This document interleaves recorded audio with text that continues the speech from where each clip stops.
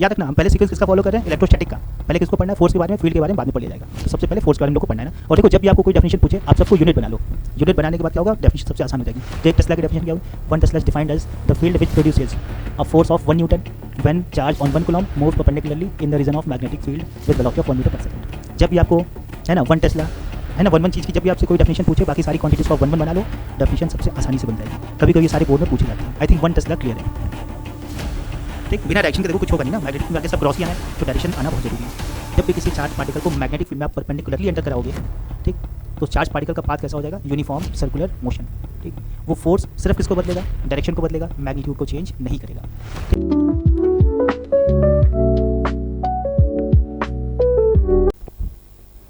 Hello friends, आज हम शुरू करते हैं मूविंग चार्जेस एंड मैग्नेटिज्म का पहला लेक्चर। ठीक है, तो बिना समय का हम लोग शुरुआत करी जाए। ठीक है, देखो सबसे पहले,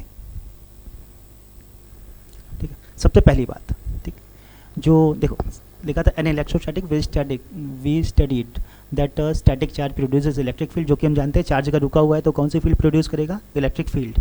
ठीक, सिमिलरली मूविंग चार्जेस और conductor flowing through a conductor produces a magnetic field. ठीक, तो कहीं पर भी अगर आप किसी चार्ज को अगर आप मूव करा दोगे, है ना, चार्ज को मूव करा दोगे, जैसे मान लो कंडक्टर में जब करंट फ्लो करता है तो उसमें क्या होता है, फ्री इलेक्ट्रॉन क्या होते हैं, ड्रिफ्ट स्पीड से आगे की तरफ बढ़ते हैं ना, तो वहाँ पर भी चार्ज मोशन में है, तो उसके कारण भी क्या होगा, मैग्नेटिक फील्ड प्रोड्यूस होगा। तो कहीं भी अगर आपको मैग्नेटिक फील्ड प्रोड्यूस कराना है तो चार्ज पार्टिकल को क्या कर लो भाई, है ना, कांस्टेंट वेलोसिटी से चाहे एक्सलेशन से किसी भी चीज़ से आप उसको क्या कर सकते हो, चला सकते हो, तो उसके आसपास क्या हो जाएगी, मैग्नेटिक फील्ड प्रोड्यूस हो जाएगी। ठीक, तो मैग्नेटिक फील्ड प्रोड्यूस करने का जरिया क्या है, चार्ज पार्टिकल को क्या कर लो, मोशन में डाल दो। ठीक, तो चार्ज पार्टिकल अगर मोशन में आएगा तो कौन सी फील्ड आएगी, मैग्नेटिक फील्ड। ठीक, वैसे करंट कैरिंग कंडक्टर है तो करंट है उसके पास, करंट है तो इलेक्ट्रिक फील्ड उस पर फोर्स लगा रही है, तो उसके कारण उसका ड्रिफ्ट हो रहा है, तो उस ड्रिफ्ट के कारण उसके आसपास क्या होगी, मैग्नेटिक फील्ड प्रोड्यूस होगी, जिसका पता सबसे पहले किसने लगाया था, ओरस्टेड ने। आगे देखा जाएगा। आगे क्या लिखा है, the space in the surroundings of a magnet or a current carrying conductor in which its magnetic influence can be experience is called magnetic field. ठीक है, ठीक है, ये बात आई थिंक समझ में आ गई ना। जब भी कोई करंट कैरिंग कंडक्टर होगा उसके आसपास किसी चार्ज को, ठीक है, याद रखना, रखने से नहीं होगा ना, ठीक, उसके आसपास का वो वाला रीजन जिसमें किसी चार्ज को, ठीक, कोई स्पीड दे दोगे तो चार्ज क्या करेगा, अपने ऊपर फोर्स एक्सपीरियंस करेगा। ठीक, रुके हुए चार्ज पर मैग्नेटिक फील्ड फोर्स नहीं लगाती, हम अभी आगे देखेंगे।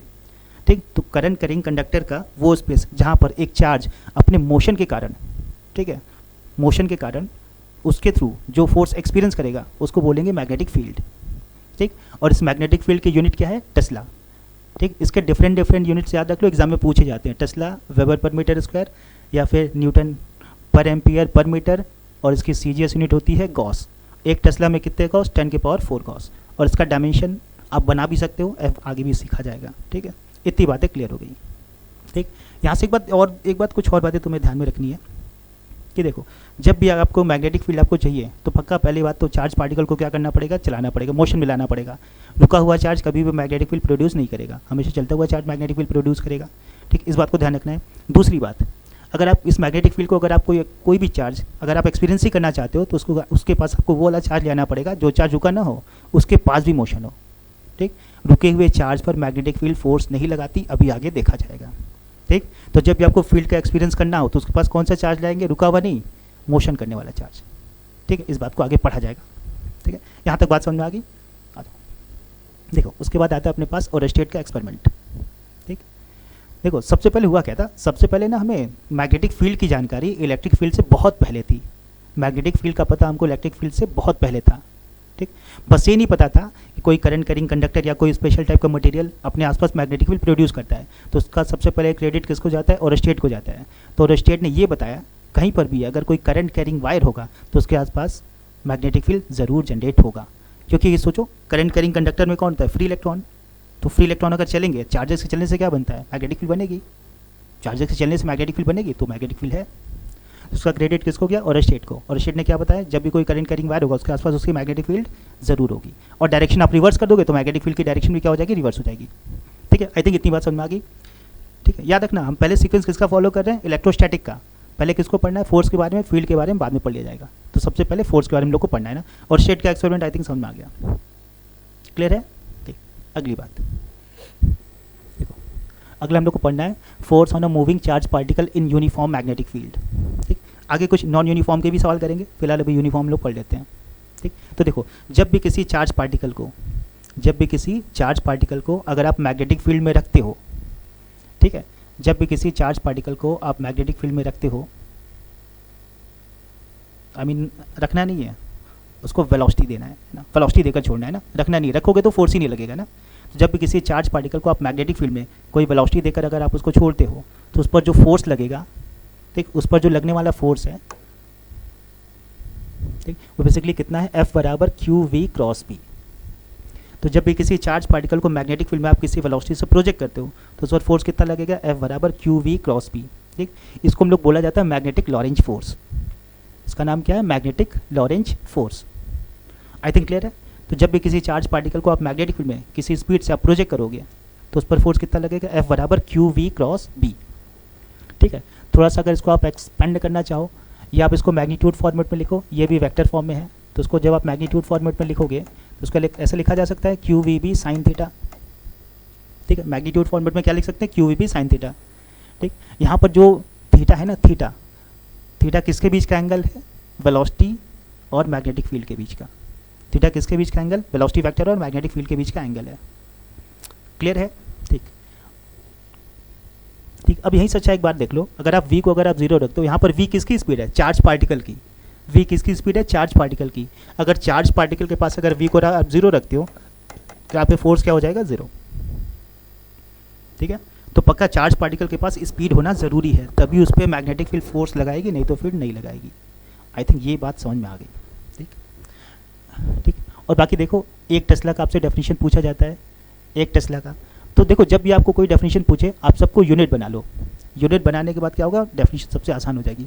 तो एक टेस्ला की डेफिनेशन क्या होगी, 1 tesla is defined as the field which produces a force of 1 newton when charge on 1 coulomb moves perpendicularly in the region of magnetic field with velocity of 1 meter per second। जब भी आपको है ना 1 Tesla है ना 1 चीज़ की जब भी आपसे कोई डेफिनेशन पूछे, बाकी सारी क्वांटिटीज़ को आप 1 बना लो, डेफिनेशन सबसे आसानी से बन जाएगी। कभी कभी ये सारे बोर्ड में पूछे जाते हैं। आई थिंक 1 टेस्ला क्लियर है। ठीक, उसके बाद देखो यही बात मैंने बोली, the magnetic force will be 0 if a particle is at rest. तो रुके हुए चार्ज पर मैग्नेटिक फील्ड कभी भी फोर्स नहीं लगाता, हमेशा चार्ज पार्टिकल का मोशन होना ज़रूरी है। ठीक, और सिर्फ मोशन ही होना ज़रूरी नहीं है, उसके अलावा और भी बहुत सारे केसेस है, अभी धीरे धीरे करके सबको देखा जाएगा। आई थिंक ये वाली बात सबको समझ में आ गई। A magnetic force will be 0 if the particle is at rest, the reason is that for charge particle is at, है ना, अगर इसके पास स्पीड क्या हो गई, अगर 0 हो गई तो उस पर कोई फोर्स नहीं लगेगा। ठीक, अगला point, only moving charge feel the magnetic force as its maximum value when v and b perpendicular to each other, because in this case theta will be 90 degree in the expression of बराबर QB sin theta and the maximum force will be। ठीक, जब भी किसी देखो ध्यान सुनो, अब यहाँ पे होगा क्या कि चार्ज पार्टिकल पर लगने वाला जो फोर्स है वो 4 फैक्टर पर डिपेंड करेगा। एक तो चार्ज के मैग्नीट्यूड पर डिपेंड करेगा, चार्ज का जितना ज़्यादा मैग्नीट्यूड होगा फोर्स उतना ज़्यादा एक्सपीरियंस करेगा। दूसरी बात, स्पीड पर डिपेंड करेगा, स्पीड की वैल्यू बढ़ाओगे फोर्स क्या हो जाएगा, बढ़ जाएगा। तीसरी बात, मैग्नेटिक फील्ड पर भी डिपेंड करेगा, जितने ताकत की मैग्नेटिक फील्ड होगी फोर्स उतना ज़्यादा लगेगा। और अगली बात किस पर डिपेंड करेगा, थीटा पर। थीटा क्या है, वेलोसिटी और मैग्नेटिक फील्ड के बीच का एंगल। तो वेलोसिटी और मैग्नेटिक फील्ड का एंगल अगर आप बदल रहे हो तो फोर्स की वैल्यू भी क्या हो जाएगी, चेंज हो जाएगी। क्लियर है, ये वाली बात समझ में आ गई। किसी भी चार्ज पार्टिकल पर फोर्स मैक्सिमम कब लगेगा, जब वेलोसिटी वेक्टर और मैग्नेटिक फील्ड वेक्टर के बीच का एंगल कितना हो जाएगा, 90 डिग्री। इसी बात को हम लोग डिटेल में थोड़ा सा पढ़ते हैं। ठीक, तो सबसे पहले कुछ बातें हम लोग सीख ली जाए। जो फोर्स है ना, उस फोर्स की पहले डायरेक्शन आगे हम लोग पता कर लेते हैं ना कि फोर्स की डायरेक्शन कैसे आएगी। देखो किसी भी चार्ज पार्टिकल पर लगने वाला जो फोर्स की डायरेक्शन होगी, ठीक, वो हम लोग क्या करते हैं, देखो फोर्स का फॉर्मूला क्या हो जाएगा, F बराबर QV क्रॉस B। ठीक है, क्रॉस प्रोडक्ट वाला रूल अपनाते हैं और इसकी डायरेक्शन हम लोग बताते हैं। ठीक, तो अगर डायरेक्शन देखा जाए तो देखो इधर की तरफ ईस्ट हो जाएगा, ऊपर की तरफ नॉर्थ हो जाएगा, इधर की तरफ वेस्ट और इधर की तरफ साउथ। ठीक, और ऊपर की तरफ याद रखो, बाहर की तरफ आउटवर्ड डायरेक्शन के लिए हम लोग डॉट वर्ड यूज़ करेंगे, ये आउटवर्ड है, और क्रॉस लग जाएगा तो इसको बोलते हैं इनवर्ड, है ना। क्रॉस है तो इनवर्ड, डॉट है तो आउटवर्ड। ठीक, तो पहले केस में देख लेते हैं इस पर फोर्स की डायरेक्शन किधर लगेगी, तो क्रॉस रूल अपनाते हैं। ठीक, तो देखो सबसे पहले क्रॉस लिखा है, याद रखना, जब भी आपको एग्जाम में क्वेश्चन मिले, आपको खुद से बनाना हो, सिर्फ एक ही क्रॉस करके दिखा दो, समझ जाएगा पूरे रीजन में यही मैग्नेटिक फील्ड एग्जिस्ट कर रही है।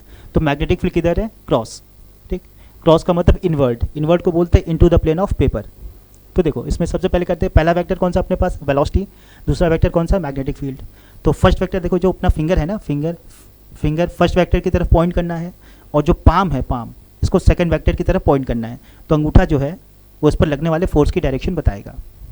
ठीक है, फिंगर को ठीक वेलोसिटी की तरफ पॉइंट करना है, ये पाम जो है मैग्नेटिक की तरफ दिखाना है, अंगूठा जिधर जाएगा मैग्नेटिक फोर्स की डायरेक्शन बताएगा।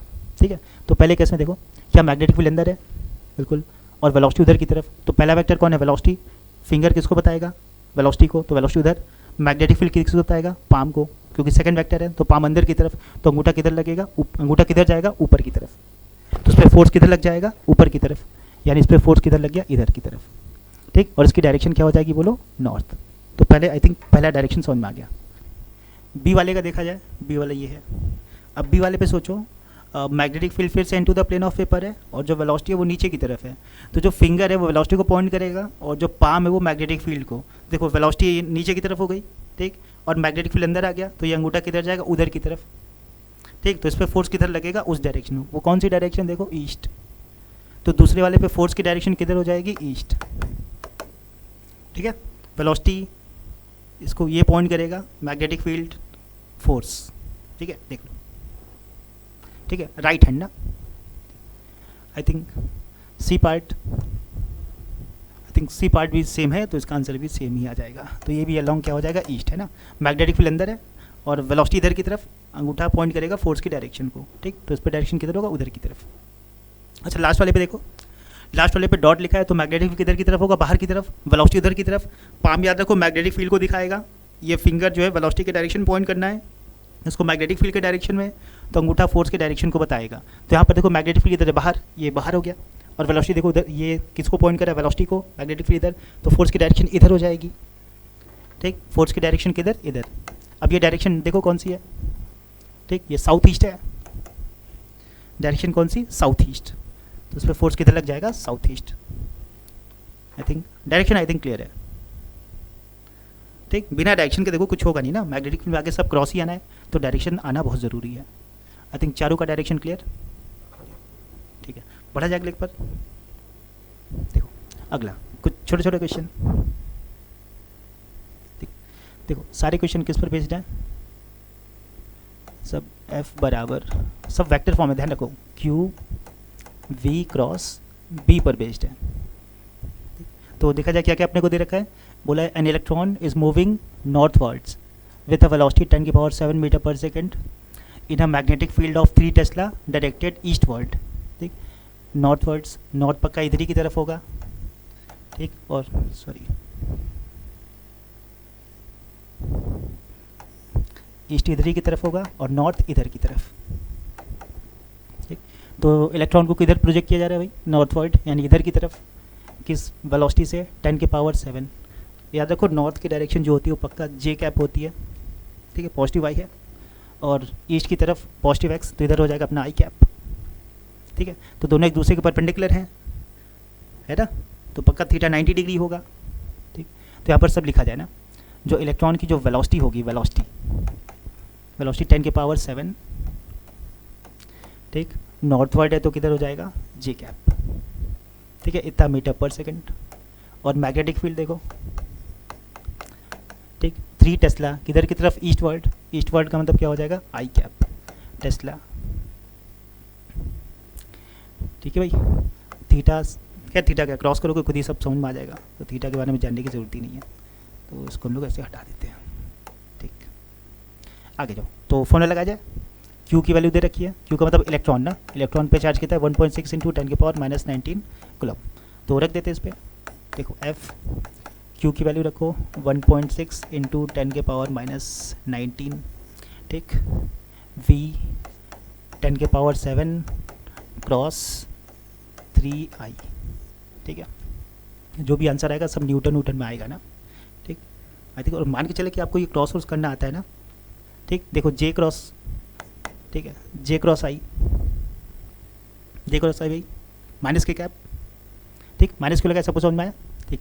अच्छा, एक बात और छोटी सी बात ध्यान में रखना कि यहाँ पर जो फोर्स हम लोग लिखते हैं ना, फोर्स F बराबर क्यू वी क्रॉस बी, तो यहाँ पर चार्ज को साइन के साथ रखते हैं। चार्ज को कैसे रखा जाएगा? साइन के साथ। तो यहाँ पर इलेक्ट्रॉन पे चार्ज कैसा आता है बोलो? नेगेटिव। तो ये नेगेटिव है। और चूंकि यहाँ पर J क्रॉस I करेंगे तो माइनस के कैप आएगा, तो माइनस माइनस क्या हो जाएगा? प्लस। ठीक। वेक्टर फॉर्म में चार्ज को हमेशा साइन के साथ ही पुट किया जाता है ना, तो इलेक्ट्रॉन पे चार्ज नेगेटिव है तो इसका चार्ज नेगेटिव हो गया। तो ये 1.6 इंटू 10 के पावर माइनस 19 हो गया, और ये आपका हो जाएगा 3 इंटू 10 के पावर 7। और के कैप क्यों लिखे? आई थिंक सबको समझ में आया। ठीक। तो 16×48 तो 4.8 इंटू 10 के पावर, ठीक, 9×7=16, इतना के कैप न्यूटन आएगा। ठीक है भाई, ठीक है, ये पहले का आंसर हो गया। बढ़ा जाए अगले क्वेश्चन पे।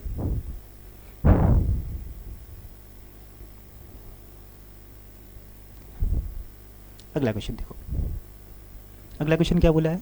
अब मैग्नेटिक फील्ड ऑफ 5 इंटू 10 के पावर माइनस 3 के cap tesla exert a force of 2.0 I cap plus 1.53 J cap into 10 power minus 10 newton on a particle having charge 1.0 into 10 power minus 19 coulomb and going in the XY plane, find the velocity of the particle. Particle की यहाँ पर आपको velocity बतानी है। ठीक, थोड़ा सा मुश्किल है, करना पड़ेगा। देखो पहले जो जो दिया उसको लिख लेते हैं। तो अपने को मैग्नेटिक फील्ड दे रखी है, मैग्नेटिक फील्ड कितनी दे रखी है? 5.0 इंटू 10 के पावर माइनस 3 टेस्ला। ठीक है, और फोर्स कितना एक्सर्ट करेगा?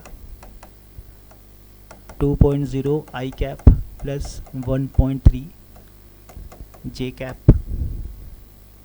ठीक, और चार्ज पार्टिकल का मैग्नीट्यूड दे रखा है 1.0 इंटू 10 के पावर माइनस 9। ठीक, ये इतना कूलम हो जाएगा। ठीक, आपको वेलोसिटी बतानी है, मोशन इसका XY प्लेन में हो रहा है, तो वेलोसिटी को मान लेते हैं भाई V1 आई कैप प्लस V2 जे कैप और प्लस V3 के कैप, इतना मान लेते हैं वेलोसिटी को। ठीक, अब फॉर्मूला लगा दिया जाए, तो फॉर्मूला आपका हो जाएगा F बराबर क्यू वी क्रॉस बी। ठीक, तो सबकी वैल्यू लिखी जाए। फोर्स की वैल्यू पहले लिख लेते हैं, 2.0 आई कैप प्लस 1.53 जे कैप बराबर चार्ज की वैल्यू 1.0 इंटू 10 के पावर माइनस 9। अब इसके साथ यहाँ पर लिखेंगे V क्रॉस B। ठीक, देखो V क्रॉस B तो पहले V को ही लिखना है ना, कम्यूटेटिव लॉ को फॉलो नहीं करता क्रॉस प्रोडक्ट, है ना, तो इसको थोड़ा नीचे लिखते हैं, स्पेस मिल जाएगा। ठीक, देखो F बराबर तो होगा 2.0 आई कैप प्लस 1.53 जे कैप, ये फोर्स हो गया। चार्ज की वैल्यू लिखते हैं 1.0 इंटू 10 के पावर माइनस 9।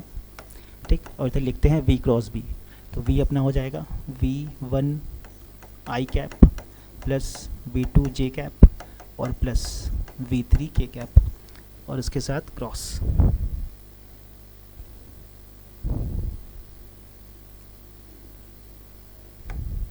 ठीक, इसके साथ हो गया क्रॉस। इसका क्रॉस करना है मैग्नेटिक फील्ड का 5.0 इंटू 10 के पावर माइनस 3। ठीक है भाई, के कैप छूट गया, यहाँ पर भी आ जाएगा के कैप। ठीक, तो क्रॉस किया जाए, थोड़ा सा टिपिकल है भाई, इस तरह का बोर्ड में क्वेश्चन आ सकता है ना। ठीक, देखो तो उसको लिखा 2.0 आई कैप प्लस 1.3 जे कैप। ठीक, 1.0 इंटू 10 के पावर माइनस 9 क्रॉस किया जाए भाई। देखो इसको ऐसे लिख सकते हैं, इस वाले को। ठीक हो, जब भी क्रॉस करेंगे, यहाँ पर एक और गलती है, के कैप, तो क्रॉस में क्या करते हैं, सेम का सेम के साथ नहीं करते, लेकिन दूसरे के साथ ज़रूर कर लेते ना। तो यहाँ पर जब आप करोगे इसका इसके साथ मल्टीप्लाई, तो ये आपका आ जाएगा V1 आई कैप क्रॉस 5.0 इंटू 10 के पावर माइनस 3। ठीक, और क्या हो जाएगा साथ में के कैप, ऐसा लिख सकते हैं। ठीक, इसका इसके साथ क्रॉस कर दिया, फिर प्लस V2 जे कैप। ठीक, क्रॉस 5.0 इंटू 10 के पावर -3 हो जाएगा के कैप। ठीक, और के का के साथ नहीं करेंगे। ठीक, आई थिंक यहाँ तक बात समझ में आ गई। ठीक, उसको सिंप्लीफाई किया जाए 2.0 आई cap plus 1.53 J cap is equal to 1.0 into 10 के पावर -9। ठीक, अब देखो एक बात बताओ, यहाँ पर देखो आई क्रॉस के है, तो आई क्रॉस के, आई के बाद के तो नहीं आता, साइक्लिक ऑर्डर को फॉलो भी नहीं कर रहा, तो पक्का माइनस आएगा। तो यहाँ पे लिखा माइनस, ठीक, V1 क्या लिखा जाएगा V1। ठीक, और यहाँ पे लिखा के कैप, और यहाँ पे हो जाएगा 5 इंटू 10 के पावर -3। ठीक, ठीक है, आई क्रॉस के इतना हो जाएगा। फिर आ जाओ इधर प्लस, यहाँ पर देखो जे के बाद क्या आता है, ठीक, पक्का साइक्लिक ऑर्डर को फॉलो कर रहा है, तो जे क्रॉस के क्या हो जाएगा आई कैप, तो यहाँ पर आपका आ जाएगा 5V2 इंटू 10 के पावर -3 और साथ में आ जाएगा आई कैप। आई थिंक यहाँ तक की बातें समझ में आई। ठीक, अब एक बार बताओ, दोनों से क्या 10 के पावर -3, 5 इंटू 10 के पावर -3 को बाहर ले लिया जाए। ठीक है, या तो इसको अंदर इंटू कर दो, जैसे इच्छा करे वैसे कर लो। क्या करते हैं, इसको अंदर इंटू करके ही करते, जैसे इच्छा करे वैसे कर लो, डिवाइड करके जैसे मन करे वैसे कर लो। यहाँ तक बात सबको समझ में आ गई। ठीक, अब देखो इसी के आगे ना ये वाला पॉइंट या इधर ही कर लेता हूँ, हो जाएगा जगह। ठीक, ये इधर ही हो जाएगा। देखो उधर से कितना आ गया 2.0 आई कैप प्लस 1.53 जे कैप। ठीक, इसका अंदर इंटू कर लो, तो 1 में 5 का इंटू तो माइनस आ जाएगा, -5। ठीक है, -5 V1। ठीक, और यहाँ पर हो जाएगा इंटू 10 के पावर -9 और 10 के पावर -3, 10 की पावर हो जाएगा -12। ठीक, 10 की पावर -12 और साथ में हो जाएगा के कैप। फिर प्लस इसका इसके साथ मल्टीप्लाई करो। ठीक, तो हो जाएगा 5V2 इंटू 10 के पावर -12 और साथ में हो जाएगा आई कैप। ठीक, अब यहाँ पर कंपेयर कर लो, कुछ गड़बड़ सड़बड़ नहीं ना भाई, देख लो आई क्रॉस के यहाँ गड़बड़ी हो गई, आई क्रॉस के यहाँ जे कैप होना चाहिए, सॉरी यहाँ जे कैप हो जाएगा ना, तो यहाँ भी कितना हो जाएगा, सॉरी जे कैप। ठीक है, अब कंपेयर कर लो। देखो यहाँ पर आई का जे का कोफिशिएंट पहले मिला देते हैं, यहाँ पर जे का कोफिशिएंट कितना है 1.53 और यहाँ पर जे का कोफिशिएंट कितना है -5V1 इंटू 10 के पावर है -12। ठीक, तो यहाँ से V1 की वैल्यू निकाल ली जाए। V1 की वैल्यू हो जाएगी 1.53 डिवाइडेड बाय 5 इंटू 10 के पावर -12। 10 के पावर -12 को ऊपर ले जाओ तो हो जाएगा प्लस, तो हो गया 1.53 डिवाइड बाई 5 इंटू हो जाएगा 10 के पावर 12। ठीक, अब आप डिवाइड करके आंसर आप खुद से लिख लो, यहाँ से V1 आ जाएगा। ठीक, और याद रखो V1 जो आएगा, ठीक है, वो पक्का किस डायरेक्शन में आएगा, जे कैप। ठीक, V1 की वैल्यू जो भी आएगी जे कैप में आएगी।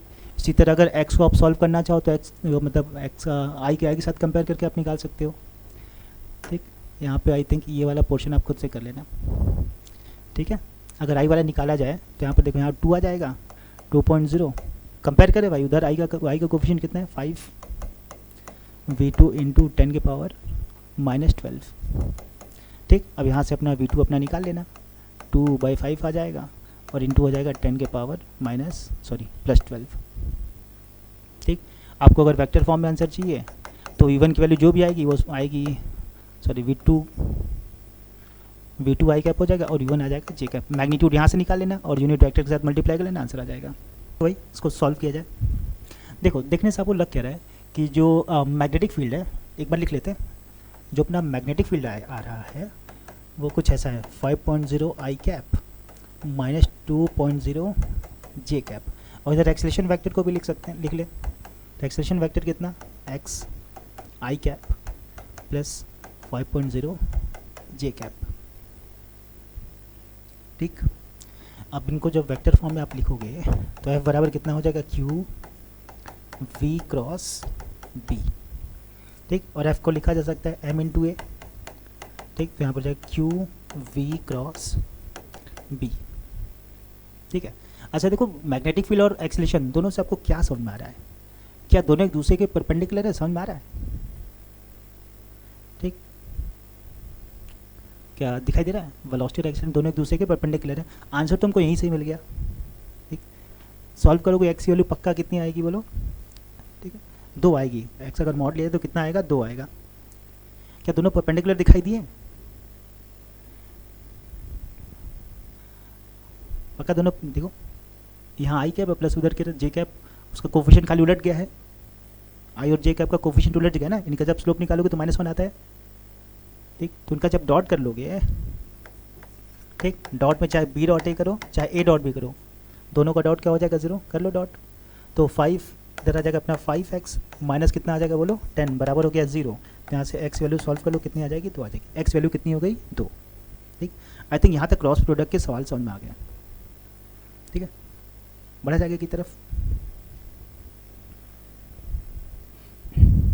देखो अगला, अब अगला इतनी चीज़ जानने से पहले हमें बहुत कुछ थोड़ा बहुत जानना है ना।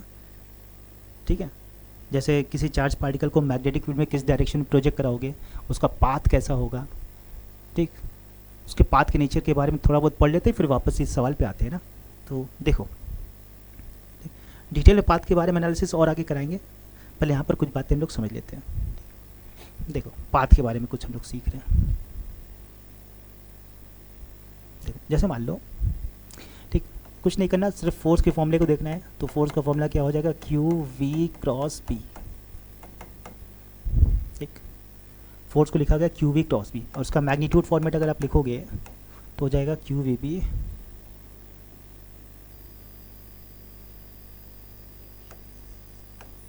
B sine theta. अब ध्यान देना, देखो अगर यहाँ पर हम सबसे पहली बात करते क्या है ना, यहाँ पर अगर हम v को 0 ले लेते हैं ना, केस अगर फर्स्ट डाल दिया जाए तो v को अगर हम 0 ले लें तो v 0 ले लेंगे, इसका मतलब चार्ज पार्टिकल किस पर हो गया? रेस्ट पर। तो इस केस में मैग्नेटिक फील्ड इस पर कोई फोर्स नहीं लगाएगी, पहली बात। ठीक, दूसरी बात, अगर सेकंड की अगर बात करें, सोचो अगर v मान लो अगर b के अगर पैरेलल हो जाए, तो v b के पैरेलल हो गया तो थीटा हो गया 0 डिग्री। तो इस केस में भी क्या होगा? मैग्नेटिक फील्ड कोई फोर्स नहीं लगाएगी। ठीक, और चार्ज पार्टिकल के पास जो वेलोसिटी है उसी वेलोसिटी से वो मैग्नेटिक फील्ड के अंदर चलता जाएगा। यहाँ पर कोई पाथ के बारे में अगर आपसे कोई पूछ ले तो पाथ इसका हो जाएगा स्ट्रेट लाइन। पाथ कैसा हो जाएगा? Straight line. ठीक, थर्ड केस देखते हैं। थर्ड केस में सोचो v जो है वो एंटी पैरेलल हो जाए ना, anti parallel to magnetic field. ठीक, v क्या हो जाए? मैग्नेटिक फील्ड के एंटी पैरेलल हो जाए। तो इस केस में थीटा क्या हो जाएगा? 180। तो 180 में भी क्या होगा? साइन 180 0 हो जाएगा, तब भी मैग्नेटिक फील्ड कोई फोर्स नहीं लगाएगी। अगर किसी चार्ज पार्टिकल को मैग्नेटिक फील्ड के अपोजिट डायरेक्शन में प्रोजेक्ट कर दिया जाए तब भी मैग्नेटिक फील्ड कोई फोर्स नहीं लगाएगी, और चार्ज पार्टिकल जैसे मन करे वैसे चलता रहेगा, है ना। तो उसका पाथ इस केस में भी कैसा हो जाएगा? पाथ हो जाएगा स्ट्रेट लाइन। आई थिंक ये बात क्लियर है ना।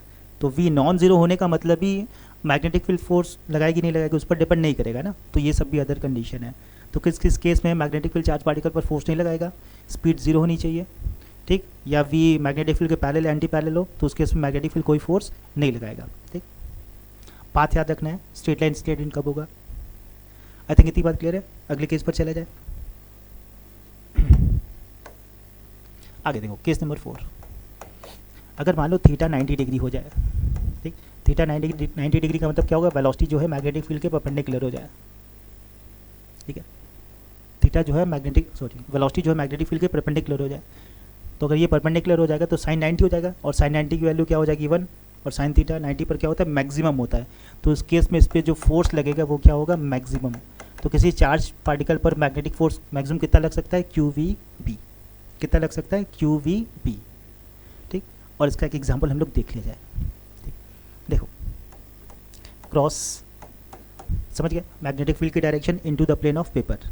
ठीक, अब उसमें किसी चार्ज पार्टिकल को अगर आप प्रोजेक्ट करोगे, जैसे ये चार्ज पार्टिकल है और उसको अपने इधर की तरफ प्रोजेक्ट कर दिया v स्पीड से, ठीक, और magnetic field into the plane of paper है, तो इस चार्ज पार्टिकल पर फोर्स देखो, वेलोसिटी वेक्टर, मैग्नेटिक फील्ड अंगूठा, फोर्स की डायरेक्शन। तो फोर्स इस पर किधर लग जाएगा? ऊपर की तरफ। ठीक, और मान लो चार्ज पार्टिकल इधर पहुंच गया फोर्स लगने के कारण, तो उसकी वेलोसिटी ऐसे हो जाएगी। ठीक है, और चार्ज ये है Q। अब देखो फोर्स किधर लगेगा? इधर। ठीक, इसी तरह सोचो, इधर आ गया तो इधर लगेगा, ठीक। अगर इनको, इनके पाथ को अगर हम ट्रेस करें, है ना, इसके पाथ को अगर हम ट्रेस करें तो इसका पाथ देखो कुछ इस टाइप का होगा, ये कुछ ऐसा हो जाएगा,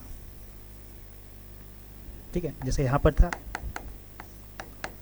इधर इसकी ये वेलोसिटी थी और ये चार्ज पार्टिकल था, इधर था, इधर इसकी वेलोसिटी थी, फोर्स इधर की तरफ था, इधर था, ये इसकी वेलोसिटी थी, फोर्स इधर की तरफ था, ये इसकी वेलोसिटी थी तो फोर्स किधर की तरफ था, इधर की तरफ था, ठीक। तो यहाँ से एक बात ज़रूर समझ में आई, ठीक, कि जो अगर किसी चार्ज पार्टिकल को मैग्नेटिक फील्ड में, ठीक, अगर किसी चार्ज पार्टिकल को मैग्नेटिक फील्ड में अगर परपेंडिकुलरली अगर एंटर कराया जाए तो उस पर फोर्स लगेगा मैक्सिमम,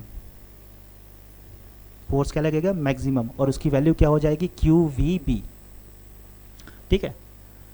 और वो जो फोर्स है, ठीक, ये इसके मैग्नीट्यूड को चेंज नहीं करेगा, सिर्फ किसको चेंज करेगा, इसके डायरेक्शन को, सिर्फ किसको चेंज करेगा, डायरेक्शन को। मैग्नीट्यूड पर कोई फर्क नहीं पड़ना है, किसको चेंज करेगा, सिर्फ डायरेक्शन को, ठीक। तो उसका पाथ कैसा समझ में आ रहा है, सर्कुलर मोशन, पाथ कैसा समझ में आ रहा है, सर्कुलर मोशन। और सर्कुलर मोशन में भी कौन सा, इसके वेलोसिटी का मैग्नीट्यूड तो चेंज नहीं हो रहा, सिर्फ क्या चेंज हो रहा है, डायरेक्शन। तो पाथ कैसा हो जाएगा, यूनिफॉर्म सर्कुलर मोशन, पाथ कैसा, यूनिफॉर्म सर्कुलर मोशन।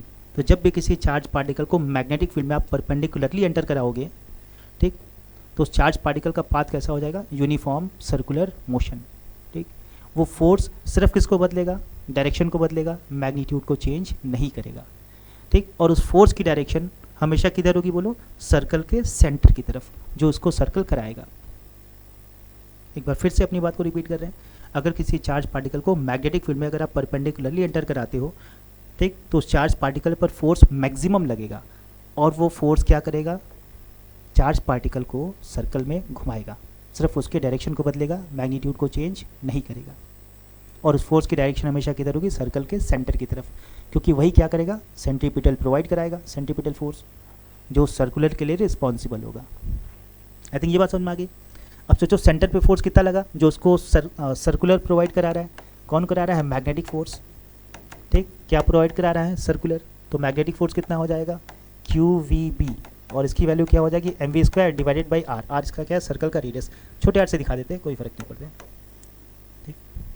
ये हो जाएगा सर्कल का रेडियस, छोटा r, ठीक। तो यहाँ से अगर r की वैल्यू अगर निकाली जाए तो देखा जाए क्या आ जाएगा, mv/QB, कितना आ जाएगा, mv/QB, ठीक है, ठीक है। तो चार्ज पार्टिकल जो सर्कल में घूमेगा उस सर्कल का रेडियस कितना आ गया, mv/QB, ठीक है। फोर्स याद रखो मैक्सिमम, वेलोसिटी का मैग्नीट्यूड चेंज नहीं होगा, सिर्फ क्या बदलेगा, डायरेक्शन बदलेगा। और अगर वेलोसिटी का मैग्नीट्यूड नहीं बदला तो काइनेटिक एनर्जी में कोई चेंज नहीं आएगा, तो चेंज इन काइनेटिक एनर्जी क्या हो जाएगी, जीरो। काइनेटिक एनर्जी क्या रहेगी, कांस्टेंट। इतनी बातें पता होनी चाहिए, kinetic energy constant, change in kinetic energy zero, ठीक। और मैग्नेटिक फील्ड जो है इस चार्ज पार्टिकल पर वर्क डन कितना करेगा, वो भी जीरो, क्योंकि फोर्स और डिस्प्लेसमेंट के बीच एंगल हमेशा कितना बनेगा, 90 डिग्री। तो मैग्नेटिक फील्ड चार्ज पार्टिकल पर कोई वर्क डन नहीं करती। क्लियर है, इतनी बात समझ में। रेडियस कितना आया, mv/QB, आई थिंक क्लियर। एक और बात देखो, जो सर्कल होगा ना, सर्कल जो है, सर्कल बेसिकली 2D मोशन है ना, या मोशन इन प्लेन का एग्जाम्पल है। किसका एग्जाम्पल है, मोशन इन प्लेन का। अच्छा, वेरिएबल एक्सेलरेशन का कि कांस्टेंट एक्सेलरेशन का, वेरिएबल एक्सेलरेशन का कि कांस्टेंट एक्सेलरेशन का, तो आंसर है वेरिएबल एक्सेलरेशन का, क्योंकि डायरेक्शन देखो कंटिन्यूअस चेंज हो रही है, फोर्स के डायरेक्शन में तो एक्सेलरेशन आएगा, कभी डायरेक्शन इधर थी, कभी डायरेक्शन इधर थी, कभी डायरेक्शन इधर हो गई, तो डायरेक्शन का कंटिन्यूअसली चेंज हो रहा है। तो सर्कल के किसका एग्जाम्पल है, मोशन इन प्लेन का विथ वेरिएबल एक्सेलरेशन, ठीक। इतनी बात समझ में आ गई। अब अगली बात ये है कि ठीक है, सर्कल 2D मोशन, तो उसका प्लेन भी तो बताना पड़ेगा ना कि सर्कल का प्लेन किधर है। तो सर्कल के प्लेन के लिए आप ये बात याद रखो, सबसे पहले मैग्नेटिक फील्ड की डायरेक्शन ढूंढो। यहाँ पर मैग्नेटिक फील्ड किधर है, बोलो, नेगेटिव z में। मैग्नेटिक फील्ड किधर, नेगेटिव z में, into the plane of paper है, तो मैग्नेटिक फील्ड आ जाएगा नेगेटिव z में। तो सर्कल का जो प्लेन आएगा वो मैग्नेटिक फील्ड के डायरेक्शन के परपेंडिकुलर आएगा, मैग्नेटिक फील्ड के डायरेक्शन के परपेंडिकुलर। तो पक्का ये जो सर्कल करेगा वो बेसिकली XY प्लेन में करेगा। कौन से प्लेन में करेगा, XY। तो सर्कल का प्लेन हमेशा मैग्नेटिक फील्ड के डायरेक्शन के परपेंडिकुलर आता है। सर्कल का प्लेन हमेशा मैग्नेटिक फील्ड के डायरेक्शन के परपेंडिकुलर आएगा, एग्जाम में प्लेन भी पूछता है। आई थिंक इतनी बात समझ में आ गई, बाकी और बात अभी आगे करेंगे इसके बारे में, फिलहाल हमको इस सवाल को करना है इसलिए इतनी बातें तुम्हें बता दी हैं। ठीक, याद रखना change in kinetic energy zero, change in kinetic energy zero, kinetic energy constant, circle का प्लेन मैग्नेटिक फील्ड के हमेशा परपेंडिकुलर। ठीक, मैग्नेटिक फील्ड चार्ज पार्टिकल पर वर्क डन कितना करेगा, तो आंसर है जीरो। आई थिंक इतनी बात क्लियर हो गई। ठीक है, तो हमने रेडियस का फॉर्मूला निकाल लिया, तो रेडियस का फॉर्मूला निकाला हमने एन बाय क्यू बी, ये रेडियस का फॉर्मूला आ गया। ठीक है, तो इसी से ये सवाल होना है अपने को ना। ठीक, किस पर डिपेंड करेगा ये थोड़ा सा भी आगे देखा जाएगा ना। ठीक, अच्छा देखो अपने पास पार्टिकल कौन कौन से हैं, इलेक्ट्रॉन है, प्रोटॉन है, न्यूट्रॉन है, अल्फा पार्टिकल। तो इनका हमको चार्ज और मास के बारे में है ना जानकारी होना ज़रूरी है ना, आइडिया लग जाएगा कि हाँ ये कितना कितना होता है, तो उसके बारे में थोड़ा सा हम लोग पढ़ लिया जाए। ठीक, देखो ऐसे आप लोग कॉलम बनाओगे ऐसे। ठीक, और नहीं याद है तो एक बार इसको आप याद कर लो ना, ज़रूरी है।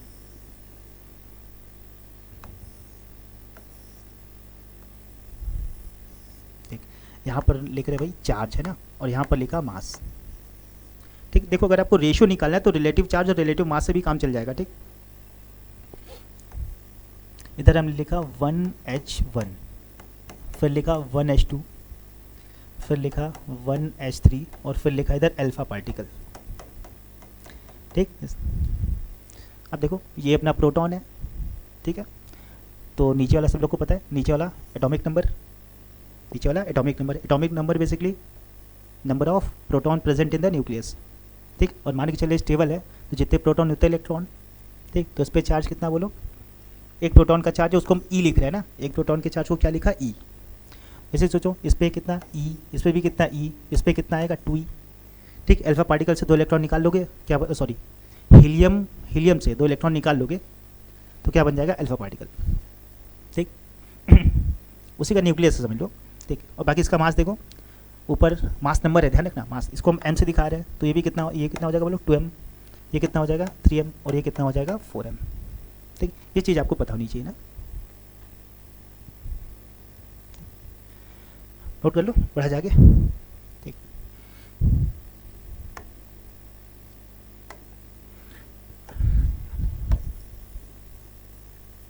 ठीक, अब अपने क्वेश्चन पे आते हैं ना।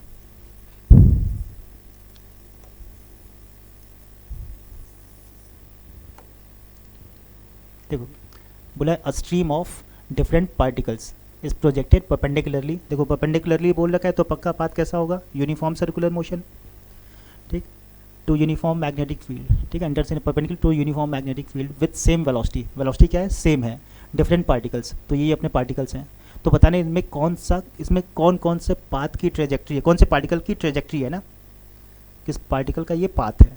ठीक, तो आज देखते कौन कौन सा है, इलेक्ट्रॉन, प्रोटॉन, न्यूट्रॉन और अल्फा पार्टिकल। तो इलेक्ट्रॉन के लिए पहले बात कर लेते हैं, तो ये अपना हो जाएगा इलेक्ट्रॉन। ठीक है, तो इलेक्ट्रॉन और प्रोटॉन दोनों का चार्ज लगभग एक ही होता है। ठीक, और इसका मास हम लोग मान लेते हैं m e लिख देते हैं, दोनों की स्पीड सेम है, चार्ज की वैल्यू e हो जाएगी और ये क्या हो जाएगा b।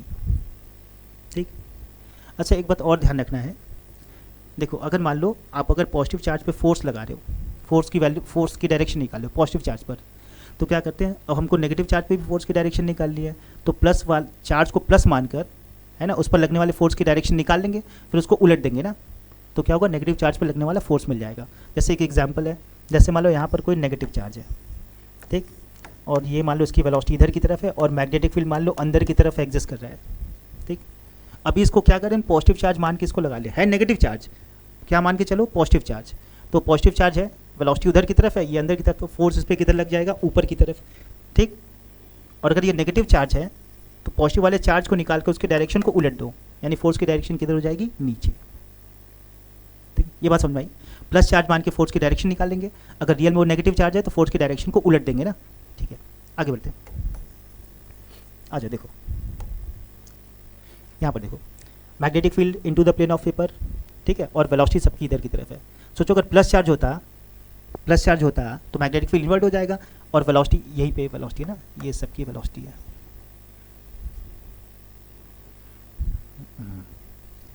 ये इसकी वेलोसिटी है। इधर की तरफ इसकी वेलोसिटी नहीं, ये मान लो इधर की तरफ ऐसे जा रहा है, ठीक। सोचो अगर प्लस होता तो किधर जाता, ऊपर की तरफ, प्लस होता तो ऊपर की तरफ जाता, और नेगेटिव होता तो किधर जाता नीचे की तरफ। तो पहला वाला तो पक्का इलेक्ट्रॉन है, तो डायरेक्शन पक्का ऊपर की तरफ होगा नहीं, डायरेक्शन किधर होगा, नीचे की तरफ होगा, है ना। इलेक्ट्रॉन के बारे में पता चल गया कि ऊपर नहीं होगा, नीचे की तरफ उसकी ट्रेजेक्ट्री बनेगी। अब यहाँ पर देखो जो नेगेटिव चार्ज सिर्फ एक ही है, वो भी खाली इलेक्ट्रॉन है ना। Electron, proton, neutron, neutron and alpha particle, तो नेगेटिव चार्ज सिर्फ एक ही इलेक्ट्रॉन, तो पक्का कि इन दोनों इसी में से कोई एक इलेक्ट्रॉन होगा, इन दोनों में से क्या होगा, कोई एक इलेक्ट्रॉन होगा। क्लियर है। अभी बाद में देख लीजिएगा कौन सा बनेगा ट्रेजेक्ट्री, ये तो पक्का है कि चौथे और पाँचवें से कोई एक इलेक्ट्रॉन वाला ट्रेजेक्ट्री होगा ना, वो बाद में देखा जाएगा कैसे होगा। फिलहाल यहाँ पर देखो, तो यहाँ पर जो आर आएगा अपना, ठीक, वी तो कांस्टेंट है और बी भी कांस्टेंट है, तो किस पर डिपेंड करेगा, मास पर डिपेंड करेगा, और किस पर, इलेक्ट्रॉनिक चार्ज पर। तो ये इलेक्ट्रॉन के लिए हो गया। ऐसे ही अगर देखा जाए प्रोटॉन के लिए, तो अगर प्रोटॉन के लिए अगर देखा जाए डायरेक्टली प्रोपोर्शनल टू, ठीक है, ऊपर आएगा मास ऑफ प्रोटॉन और नीचे आएगा चार्ज ऑफ प्रोटॉन, ठीक। तो दोनों की ट्रेजेक्ट्री लगभग एक ही होगी और दोनों क्या होंगे, रिवर्स होंगे। कैसे होंगे, रिवर्स होंगे। अब चूंकि दोनों का मास काफ़ी कम होता है, दोनों का मास कम हो जाएगा, तो उसका जो ट्रेजेक्ट्री बनेगी वो भी बहुत छोटी बनेगी। तो पक्का देखो पहला वाला जो आएगा वो प्रोटॉन के लिए आएगा, इसका ये वाला आएगा जो इलेक्ट्रॉन के लिए आएगा। दोनों की ट्रेजेक्ट्री भी काफ़ी क्या होगी, छोटी बनेगी, क्योंकि दोनों का मास काफ़ी कम होता है, ठीक। आई थिंक दोनों की ट्रेजेक्ट्री क्लियर हो गई। ये पहला वाला प्रोटॉन हो जाएगा, ये पाँच वाला इलेक्ट्रॉन हो जाएगा। और आगे किसका दे रखा है, न्यूट्रॉन का।